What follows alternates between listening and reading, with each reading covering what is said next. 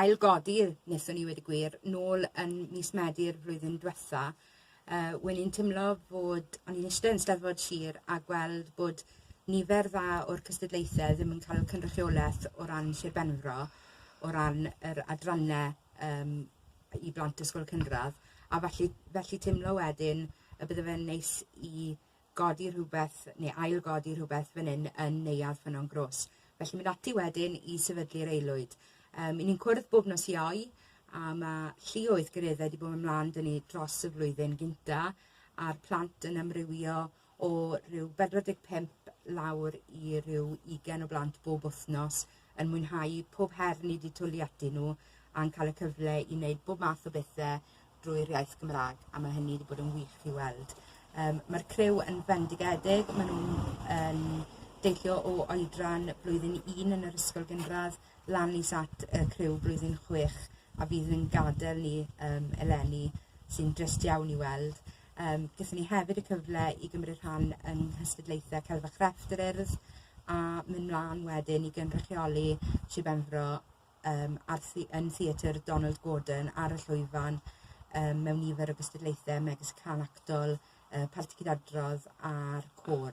Mae wedi bod yn fraint i weithio gyda'r plant yma am y flwyddyn diwetha a cael gymaint o gefnogaeth wrth rhieni a ffrindiau yn yr ardal, a ni'n gobeithio nawr mae hir oes i Aelwyd Ffynnongroes y byddi am y blynyddau i ddod. Ni wedi bod yn neud yn Aelwyd, boys.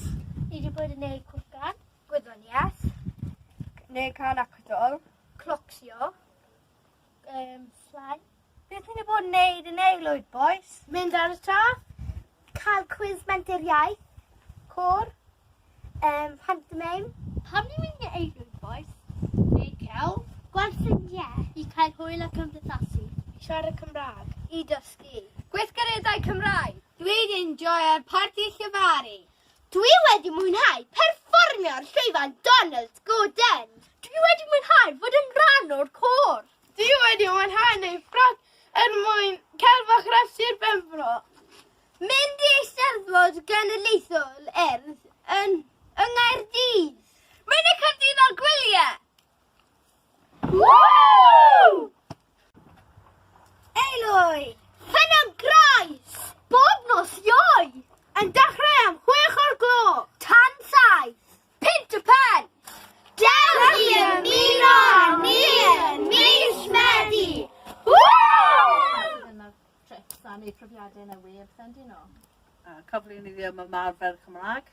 Cyfle i plant y gymuned, lle i ddod at ei gilydd yn hytrach na jyst wneud gweithgareddau yn yr ysgol, rhywbeth gwahanol fan hyn wedyn.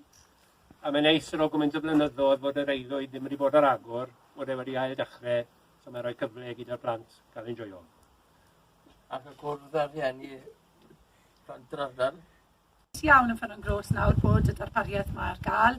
Mae'n cyfle gwych i rieni a plant yr ardal i gyd i ddod at ei gilydd i doben y gwahanol gweithgareddau, cyfleoedd newydd. Diolch mowr yn mynd i arweinwyr yr Aelwyd, sef Lia, Non a Ruth, ac wrth gwrs unrhyw rieni eraill sydd wedi bod yn helpu'n wythnosol. Maen nhw'n rhoi cyfleoedd gwych i'n plant ni. Diolch yn fawr iawn.